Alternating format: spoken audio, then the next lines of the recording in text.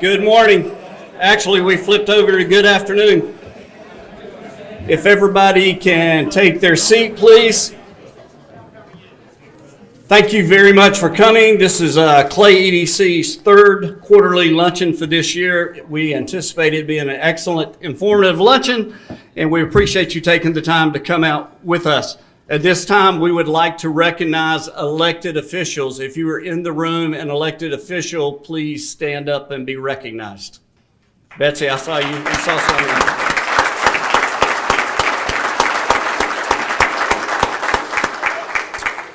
So, thank you for taking the time to be here today with us. Also, we would like to recognize county and city officials that are here, part of the management team. Steve, if you and your group. Howard, if you and your group. Mayor and Keystone, if you guys will be recognized. Thank you for your time and efforts into coming and joining us. Sharice, there's a great picture that was in the slide deck. Everybody else was sitting down and you were standing up at the last meeting, so it was a great picture. You need to download it when you get a chance. Just FYI on that. Thank you. So let's see. Last but not least, definitely my Clay EDC board members. If you're a board member in here, please stand up and be recognized.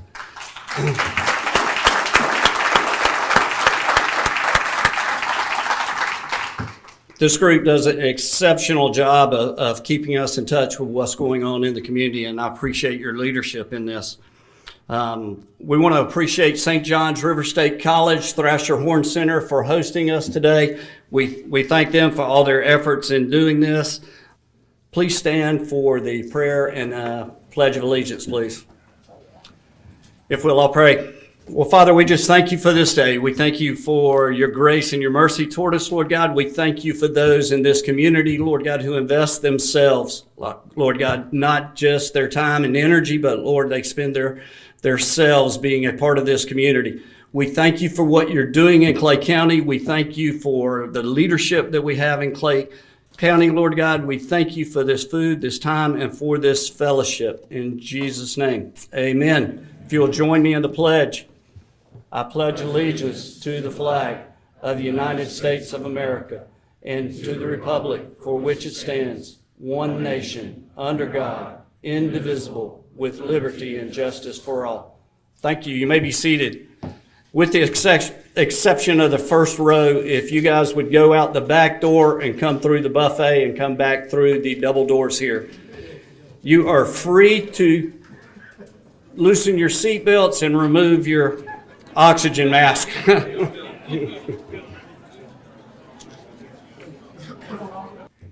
In July of this year, Clay County unemployment rate actually rose slightly to 4.2%, as did the regional metro MSA for Jack's MSA.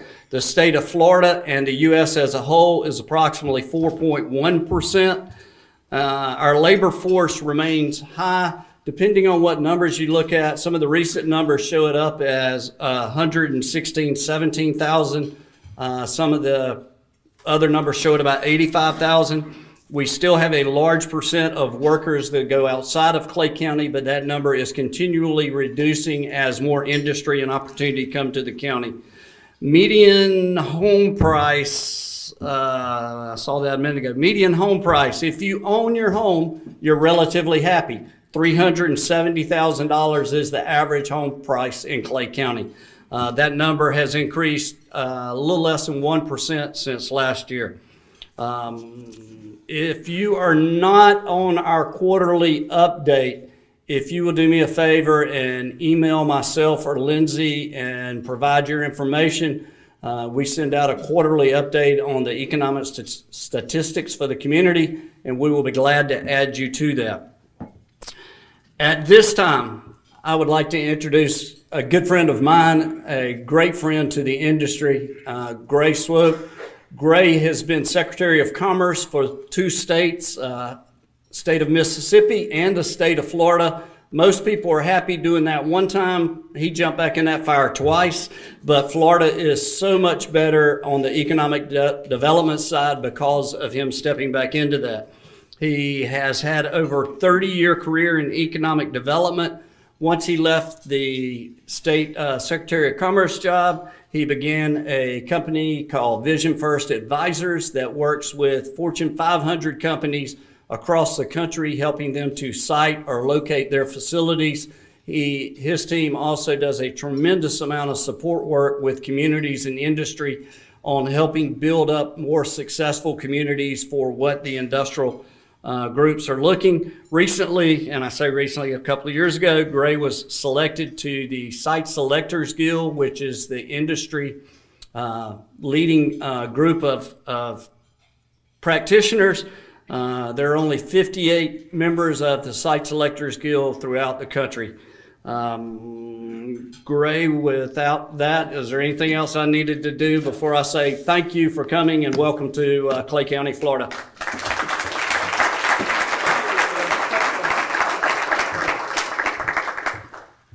Crawford won't listen. You just said, I live in Florida, okay?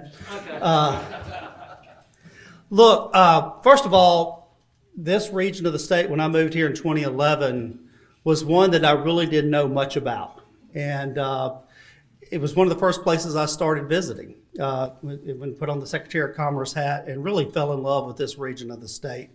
Northeast Florida is a hidden gem. Evidently, it's not too hidden here in Clay County by your growth numbers. But it's an exciting place to do business. It's an exciting place with business leadership involved. So it's always good to come over here and be a part of it. I also should just mention, too, and just Crawford, thank you and your board and your leadership here. Had the great opportunity to work with you, our team, on an update of your strategic plan. So we also have some valuable insight, too, on what you're doing and what you're trying to do and how to have a roadmap to get there. But we thank you for that opportunity. So as Crawford said, it was in 2015 that I actually walked out of my office at the Capitol with, and I told the investors a little bit earlier, with actually a push cart, went down Monroe Street to the Regis office, dumped 2 boxes in there, sat at my desk a minute, unpacked one of them, looked around, and I said, what the hell I'm going to do now? I've just hung a shingle to start a consulting practice, but I don't know what exactly does that mean. I knew that 3 of us that started our business, that we wanted to do something that was not just a placeholder for retirement, that was something to build a business from. And so I'm very proud of what we've done since then. We've been able to add to our team. We have 11 of us now on the team. We've got 2 more positions we're trying to fill as we speak. We have been very fortunate, and I consider ourselves a Florida success story. And with that, we've been able to work all over the country. It's fascinating to me, being one from Mississippi, which that I don't know that it gets me in very many doors, but being from Florida does get me in places, and so our team has really been able to develop a footprint all over the country. We have people now that are out today. Physical offices are only in Florida, but we have people in Greenville, South Carolina, Chicago, Dallas, and Jackson, Mississippi that are all part of our team as we grow. So we do have physical offices in Tallahassee and one in Orlando. And that's probably all the physical offices I want to deal with now, unless we put one here in Clay County. But enough about that. So what I really want to talk to you about today, and I want to go back here. When you talk about economic development, I want to talk first about how do you define it. And so each person in this room, if you wrote down on a Post-it card at your table, here's how I define economic development, we picked them up, we'd probably have about as many answers as there are people in this room.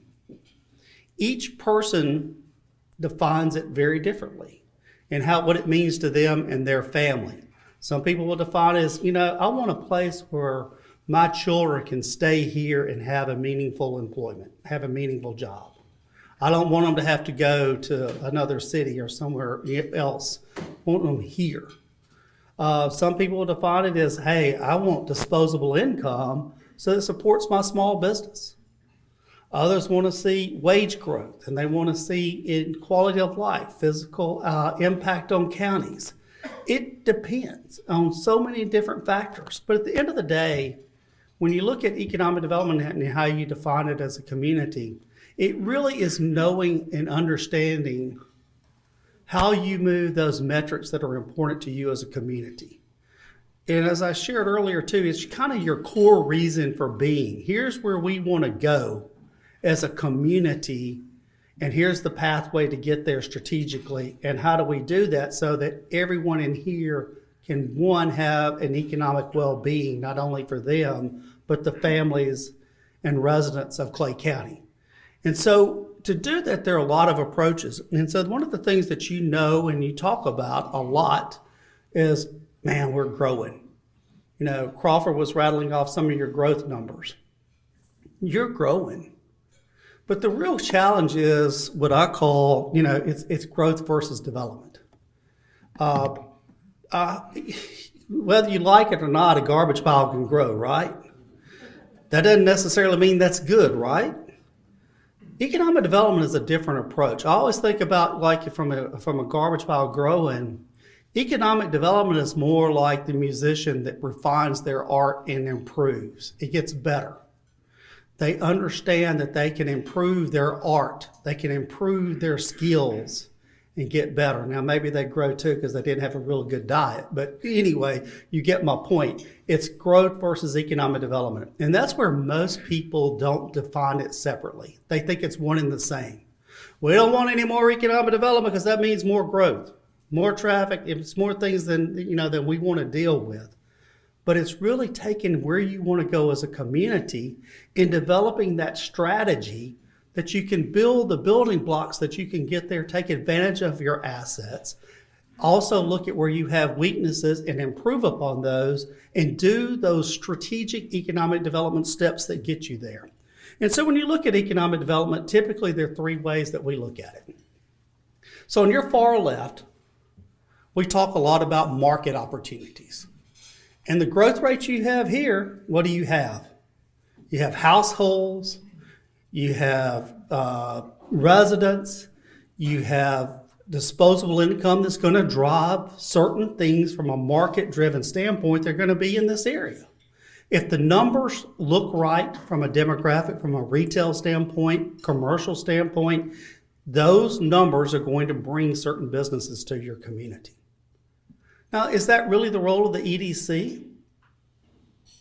Some of it maybe, but it's really more policy and how we look at it as elected officials that really drives that. So if I'm looking at a region, and Andre's here from Jack's USA, when I'm looking at a region, my first opportunity, if I'm a franchise, so the region supports what I want to do as a franchisee, but where do I put my first store? I'm going to put the first store in the place that's probably the easiest to start generating revenue, right? And so I think back in the days when I worked with Governor Scott, now Senator Scott, then Governor Scott, we met with a financial institution that had significant footprint in Florida, but they wanted to expand in Florida, but they were also looking at Northern Virginia. And they started talking about the difficulty it took to get street fronts put up and permitted in Florida versus New Jersey. And I'll never forget that because it just struck me as like, there's no way this number could be true. And I started looking, it was true. On average, it was over 40 days longer to get a permit to operate in a storefront in New Jersey than in the state of Florida. You started hearing Governor Scott's messages then really start changing about regulation, getting rid of it. We've got to change ways and how we think. Those are market-driven opportunities that you might lose as a community if you don't think about what your policy looks like. And so government involvement is important to that. Now, some people think I'm sitting here saying that you shouldn't have any regulation. No, you need to decide what your community looks like, but have a pathway that business understands. When I start the process, if I do everything right, I should be finished at this point in time.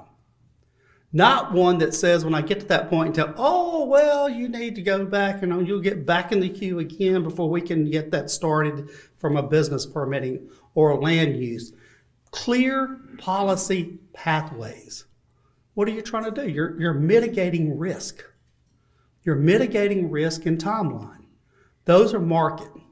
Now, facilitated strategies are where you really have a mechanism or a tool that you're facilitating something to happen.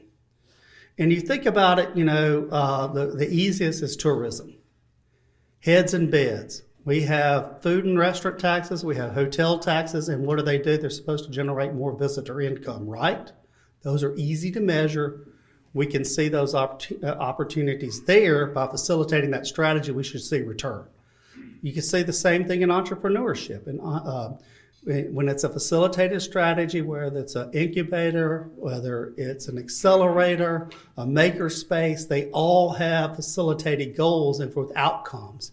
And that takes the role of the EDC, and it also takes the role of governance to be a part of that. Now, where the EDC spends most of its time is in these competitive projects.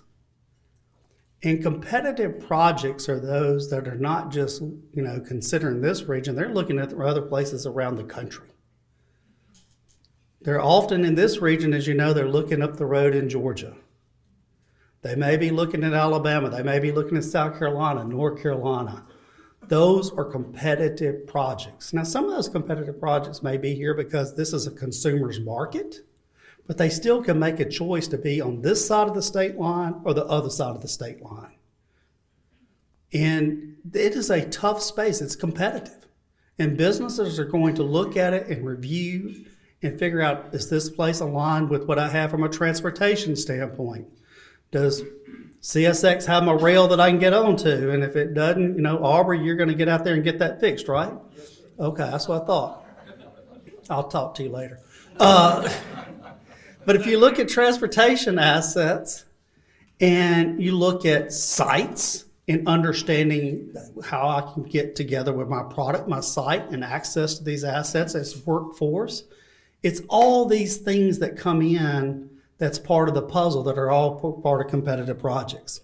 And so when you start looking at real life examples here of what those might be, I always laugh about market opportunities. It doesn't matter where I go in this country. Everybody says, we want a cheesecake factory. I'm like, I don't know what cheesecake factory. If you go on the franchise list, congratulations, it's the number one answer we get. The second most is Chick-fil-A. The rural communities all want a Chick-fil-A, and you're like, well, you only have 5,000 people that live here. You're never going to get a Chick-fil-A, but you might can get a food truck that will sell chicken sandwiches, okay? So it's the market. If you look at facilitated here, you've got your tourism commission that's working on those things, the film commission. Those are facilitated strategies.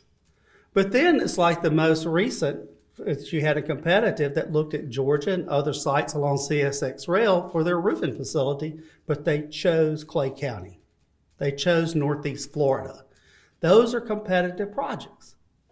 And so that's the space that you, or as an EDC, are playing in most of the time, and you have to think of your strategy and how it aligns with that.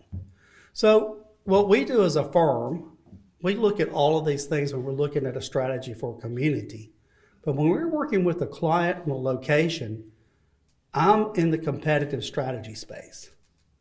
I'm looking for places that align with what our company is looking for, and how do we go about, from a cost standpoint, making this as a long-term place that we can be sustainable in growing our business here at a cost that doesn't have a lot of risk. And I'll talk about that. So I'm not going to go into this. All other site selection consultants have a funnel. I didn't want a funnel that shows, because everybody has one, so I don't want a funnel. So our team came up with this circle. I don't know what it means, but at the end of the day, we have a lot of sites that go in, and we're site eliminators, and if there are a few sites that you really focus on, and there are a lot of decision points in it. We're not going to spend a lot of time on this. It's right after lunch, and this will bore you to death. So what would I rather do is spend a lot of time talking about data. Not really. That's exactly what you want after eating that dessert, right? But I will tell you, the site selection process starts with it.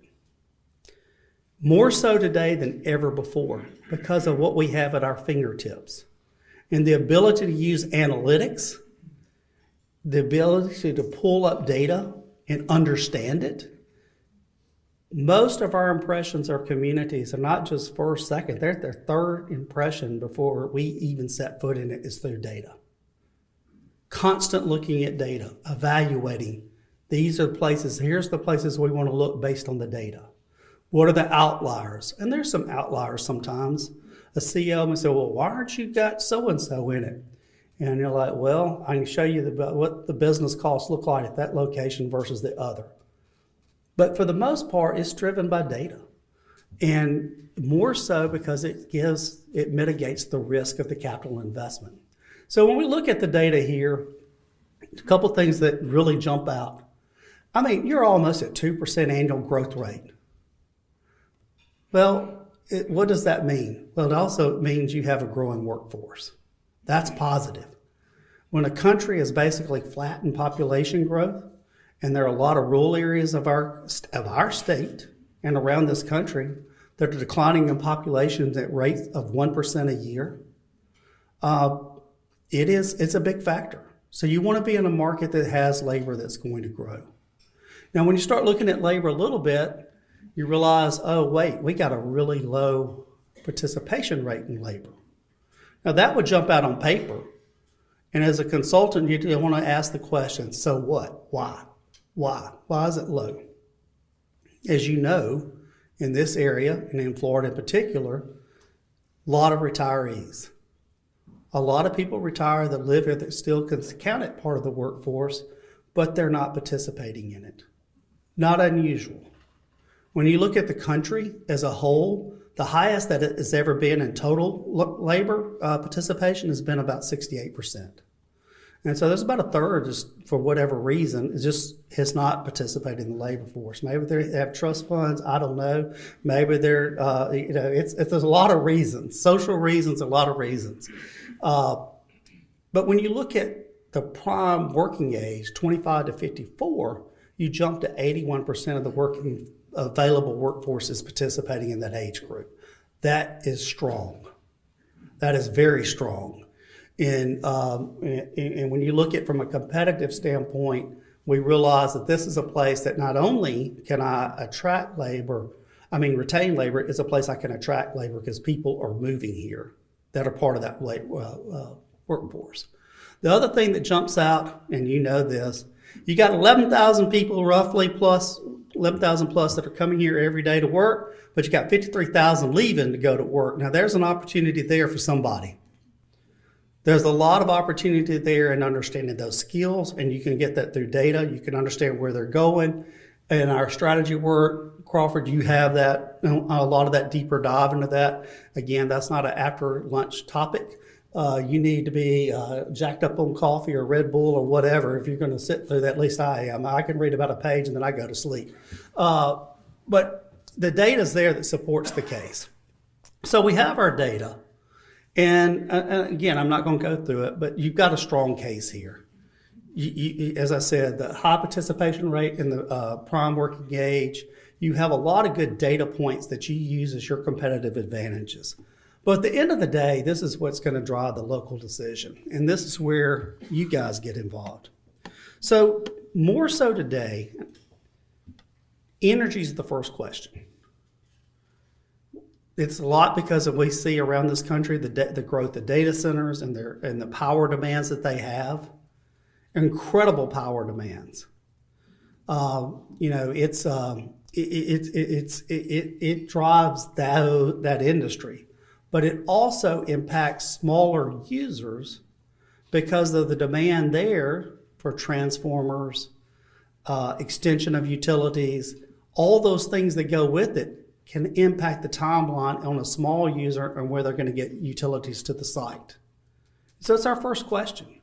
So it used to not be a question at all because most people had available power. The question became, is it reliable and can we afford it? Today is, do you have it? Secondly, is reliable, and then we're not so sure if whatever it costs, we're going to kind of pay for it.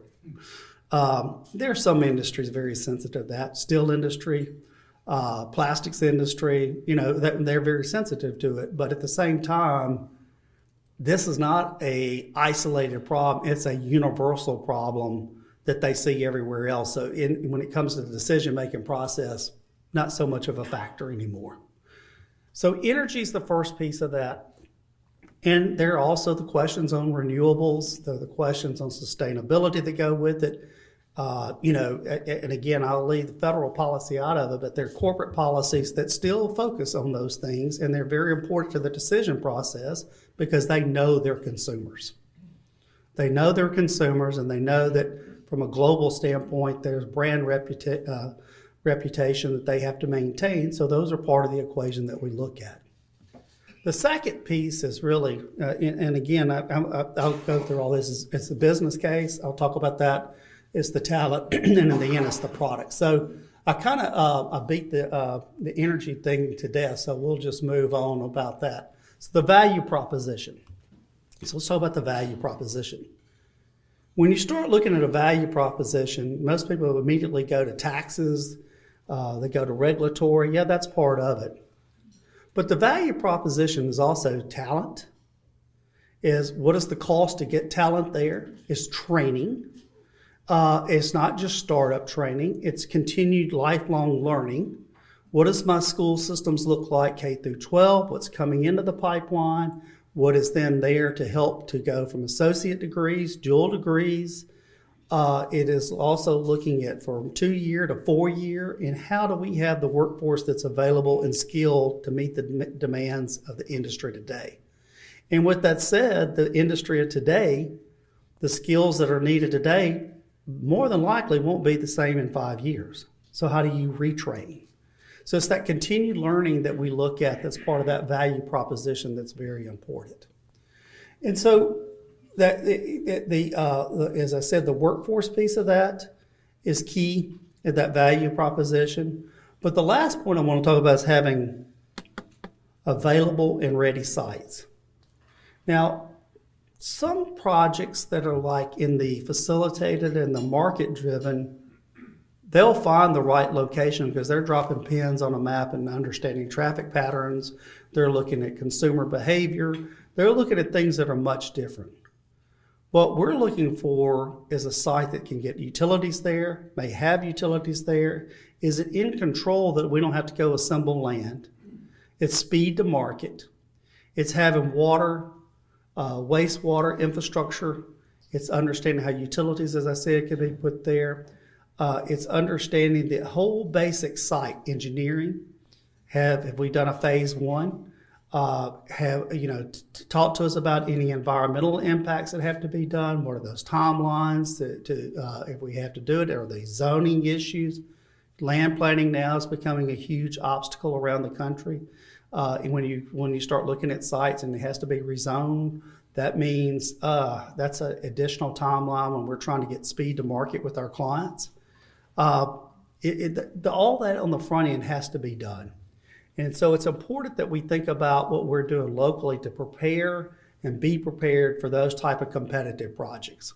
And so Crawford and team, one of the things that they're doing very well is really looking at what are their targeted industries, what sites that we need to align to those targeted industries, and what are we doing from the business policies and everything that also aligns to them as well. And so you're doing a good job of that. And if you do those 4 things, you're going to be successful. You're going to be successful if you start thinking about from electrical to energy, if you think about it from a value proposition, the workforce, and then at the end of the day, having the right and proper sites. So the last thing just kind of I always have to bring out is kind of what are the future opportunities. And so looking at Florida and looking at this part of the state in particular, you have different opportunities than what you have south of here. You know that. I-10, I-95 going north, you have different opportunities here that you have in most other places. And so when you start looking at this area, what business opportunities lie in the future, I think the first thing you have to look at is the impact of geopolitics. So this is a very defense-rich part of our state and country. A lot of defense industries here. And if you're looking at opportunities in defense, go look at what they're spending. The Navy is getting a huge round of funding in new shipbuilding, new technology to support our Navy. I happen to know the chair of the U.S. Armed Services Committee, and he's from Mississippi. Everybody's a cousin there, by the way. It's like 1 degree of separation.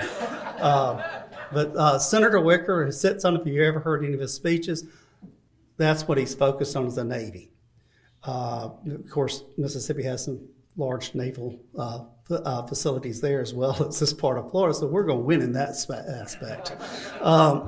But a lot of money being spent there. A lot of money being spent in new technology around drones and how we use it to support our defense, space defense, satellites. Florida has opportunities there in defense like a lot of places around the country don't. And so it's space that we have to play in. Y'all do a great job with the community relationships that you have through Jax USA locally in understanding your military relationships. The more you can help support missions with private sector investment, the better off you're going to be locally. So that is one opportunity that grows out of that that I think is important. The other big factor that's hard to talk about, and again, y'all know the governors I work for, so this is not a political statement, this is just fact. I hear it from our clients. Capital is risk adverse. When there's no pathway or understanding of a pathway to mitigate my risk of cost supply chain in deploying new facilities, then I have a hard time pulling the trigger.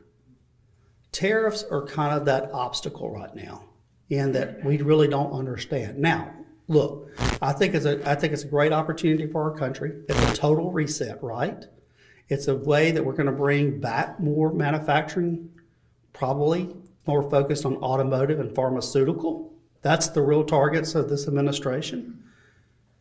How do we bring those back? And tariffs are a way to help entice that. The fact, though, is, as we sit here today, a week away, well, this weekend we start September, 42% of our trade is we're not sure. We do not have a pathway to China. We do not have a pathway to understand what we're doing in Mexico and Canada. And so that's 42%. And when you think about, well, we just resolved Europe, so that was $1 trillion there in trade value. But that's not been signed, right? It's in concept. These things impact supply chain to a point that it's hard for businesses to make long-term decisions. So this is going to continue to be, as we look at what's in the future for us, this is what we have to keep our eyes on. And Florida is a state that is rich in international trade. Our ports greatly impacted by this. Automotive industry uses our ports here, greatly impacted by this. So what are the opportunities for us? I'm not sure. It's kind of cloudy, but we think there's a great reset that's going to mean opportunities to bring those back. I'm for anything that helps us have more outbound materials out of any of our ports in Florida. We've been an inbound state. Now we want to try to balance that. I'm tired of shipping empty trailers back north. We need to make more products here. With this, maybe that's the opportunity. But there are other tools that go with it. But there's great opportunity here in these industries. And, you know, we all should keep an eye on it. So there have already been discussions about companies that are going to invest back in the United States. I'm just trying to be apolitical here, but most of these were deals that were already in process and there was a pathway to move forward. And so the Nippon Steel deal was with U.S. Steel. That was in the works, but that's good for our country. If you look at Apple, that number now has gone to $600 billion. But they're really not sure how they're going to do it yet. Well, you're going to invest $600 billion in the U.S. Tell me how and where. Well, there's some locations they've identified, but they're really not sure the product mix. They're not sure when it's going to start.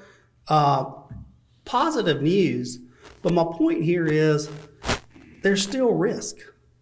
And there are deals that have to be made because that supply chain, if you're going to build an Apple phone here in the United States, you're not going to like the cost. And the consumer's not going to buy it. It's tough to buy a phone that's going to be as costly. And so Apple has said that phone more than likely will not be made in the United States. iPads, Apple chips, other parts of Apple, it does make sense. And so every industry is impacted like this. So when you look at Apple, it's a great story of supply chain. Rightly, wrongly, when when Tim Cook took over, there was a lot of question of what he was going to do with Apple to take it to the next level. He really focused on supply chain for 20 years, not just in making components, but also creating university support, creating intelligence around it, and that was where Apple City in China came from. Now, forget about the security risk at that point. I mean, that was a company decision to do that. Now, as we have evolved 20 years later, we realize there's a lot of security risk in doing that. We lost that technology. But my point is, it's not going to come back overnight. It's not going to come back in 2 years. It's not going to come back in 5 years. This will take time to build supply chains. And then what other countries will be a part of it? Again, if you read the Wall Street Journal, there's a lot of talk that this is going to be moved and shifted to India, where a lot of the iPhone will start being made. And again, that's probably has to be a deal that's cut on the side with the Trump administration and how that's done. But businesses cannot operate at the speed of light when it comes to supply chain. They can throw numbers out and say we're going to do this and start moving, but those strategies will take years. So my point is opportunity is there, but we have to be patient and we have to watch it. We have to understand it and what its impacts and which companies we really want to go after. iPhone is not going to be on my target list. Now, are there other things that may be? Yeah, the screen that may go in it, chip manufacturing, especially sensitive to chips like in semiconductors for the defense industry. They're going to be made here, and it doesn't really matter the cost because the government's going to step up and do it. And so those industries will come with that. So at the end of the day, when I'm thinking about my strategy, the industries you're going to target, those are the ones that I would spend the most time on, whether you're doing in defense, aerospace, aviation, certainly things that can be made here and shipped out of your ports. Those are important industries when you're thinking about it. And again, the entrepreneurship opportunities around defense, especially what you have here and the workforce that you have here, and that's in our strategic plan, is how do you capture that so somebody can start up a business that helps supports one of the larger defense contractors that you know by name, but today they're relying on small, nimble startups to help them accomplish what they need to in technology gains. So at the end of the day, my last point is leadership matters. I shared this earlier, so if you were in the room there earlier with the investors, you're going to hear it again. I'm sorry. You can get up and leave. Growing up in Mississippi, one of my business icons was Fred Smith. And, he passed away earlier this year. Fred Smith, the founder and CEO of FedEx. But years ago, he talked about the relationship between businesses and communities. And it stuck with me then. It still sticks with me today. That he always said the communities that were the ones that were the most successful, the ones that figured out where selfless business leadership were able to partner with the local elected officials for the greater good of their community. And he said it didn't matter if it was a God-given asset, such as a beach or sunshine over Florida or the oil under a Texas, or whether it was a man-made asset, a university, a research university, or something else. Those communities that separated from the others where those two groups worked together for the greater good. And I still believe that. I also believe, though, that has increased to more than just those two key pieces of the stool. If you look at what props it up today, business leadership, civic leadership, working together, but also today because of workforce issues and other issues, it takes faith-based organizations and nonprofits to also be part of the equation when you're running into continued labor issues around this country. You're not going to solve it. The numbers aren't there. You got to be innovative. And how do you figure out to bring people back to the workforce that aren't participating, or look at things differently and how to get everyone involved in the prosperity? Leadership matters. See it in this state. we tend to ebb and flow.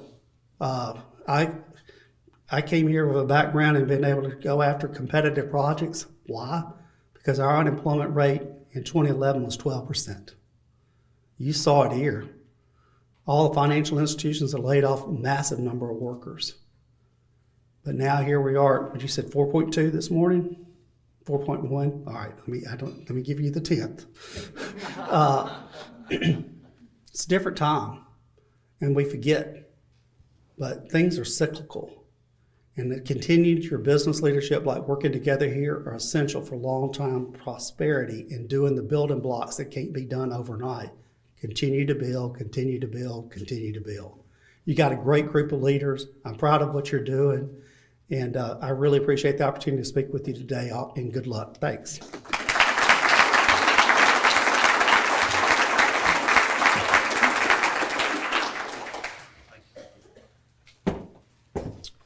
All right, thank you for coming today. A few quick wrap-ups. So Gray will be around kind of up front if you got a couple of questions after we dismiss. That would be great. We never want to take our investors for granted. We appreciate each of you who have invested in Clay Economic Development. If you are not an investor, this is one of the events that we do, but we're also pretty good for a phone call on the backside when you need to make a relationship with somebody else to do this, to do this, to do this, to do this. So if you're not an investor, please reach out and let us know and let us have an opportunity to sit down with you and discuss what we bring to the table, supporting what you're doing here in Clay County. So with that, I greatly appreciate your time, your energy, your efforts, and thank you for your support today. Have a great week.